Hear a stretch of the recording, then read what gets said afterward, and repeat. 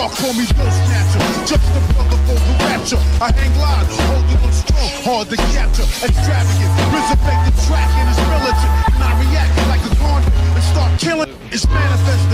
The gods work like appliances, dealing in my sacred life.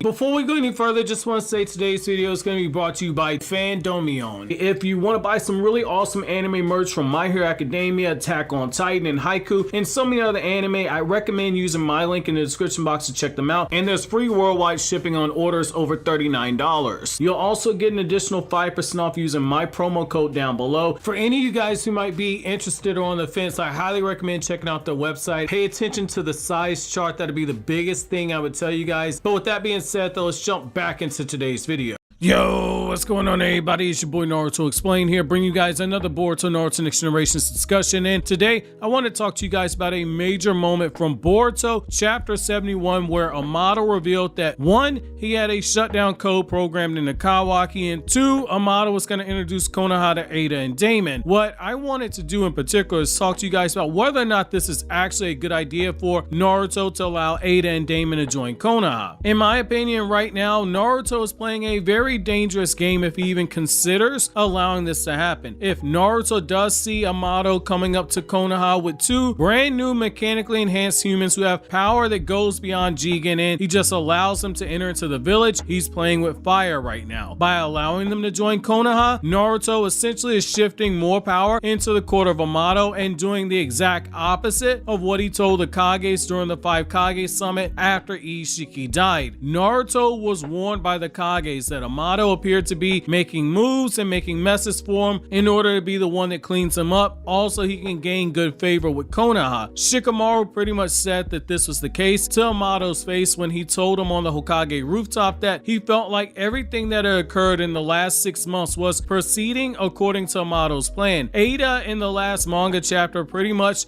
took the same stance as Shikamaru and the Kages, stating that Amado is someone who does a very good job at making messes. Also, he can be the one that cleans them up. In the story so far, we've seen multiple people flat out state that Amado's not someone that can be trusted, to the point where it's now a recurring theme, one that we can't ignore. Amado betrayed the car inners and played victor by making him be the fall guy for the blimp that carried Kawaki into crashing into Konoha's territory, which set up the events of the vessel arc. Amado then betrayed Jigen by having Kashin Koji kill Jigen, and then turn around and betrayed Kashin Koji by letting him fight against Ishiki, knowing full well Kashin Koji stood no chance, and now he's pushed himself to a point where he's manipulated the situation for Ada and Daemon to turn on code. We've seen time and time again that this is someone who is not above playing the long game, and right now he's gone from feeling like Konoha potentially abandoned him to having more cards in the deck for him to use. He's following the 48 laws of power to a T, with the law that states that you have to control the options, which is where you get others to play with the cards that you deal, with the goal being that by maintaining independence, you make others need you and want you to the point where they have to rely on you. When Amado shows up with Ada and Daemon proclaiming that these are 2 cyborgs with battle power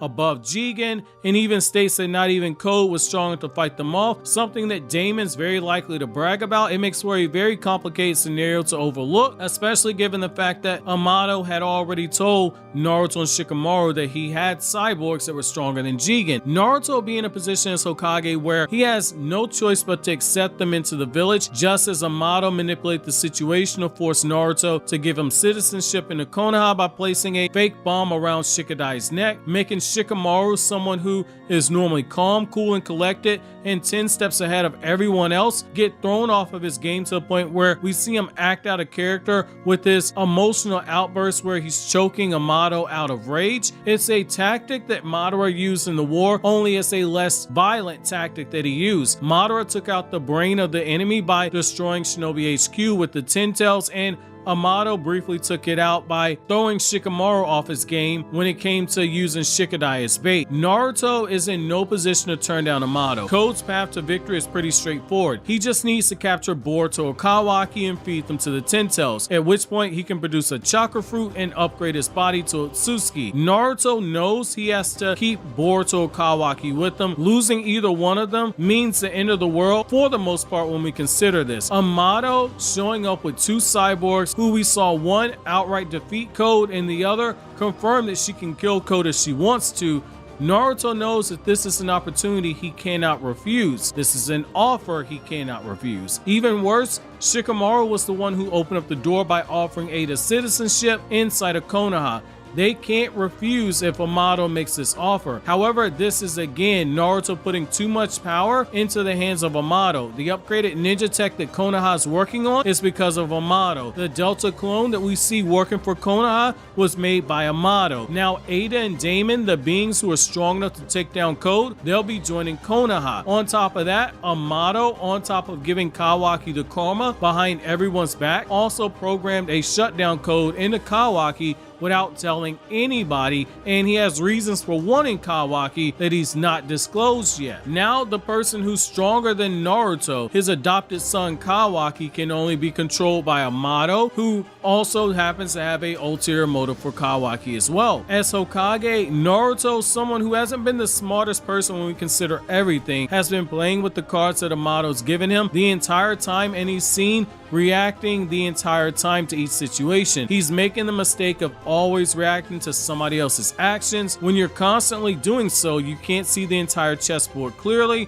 which means that you can't see the other moves that someone else is making until it's too late. This would be Naruto placing a lot of goodwill into Amado, someone who even Naruto admitted to the other Kages that he does not trust 100% and he has his suspicions about him. When we look at the three characters who are about to pull up to Konoha, this is a very dangerous trio. Daemon is a wild card who can only be controlled by Ada. Ada has shown that she is very much like Amado in the sense that her loyalties shift along with her goals, and she happens to have a dojutsu that allows her to see everything that's going on, and enchantment powers that make anyone around her love slave, so even if someone sees her doing wrong, they won't be able to act on it. Then you have the mad scientist Amado, who on top of having control over Kawaki, he now has control over Ada because Ada's goal is actually Kawaki. As long as Amado maintains that control over Kawaki, Ada cannot and will not do any harm to Amado because she needs him as an insurance policy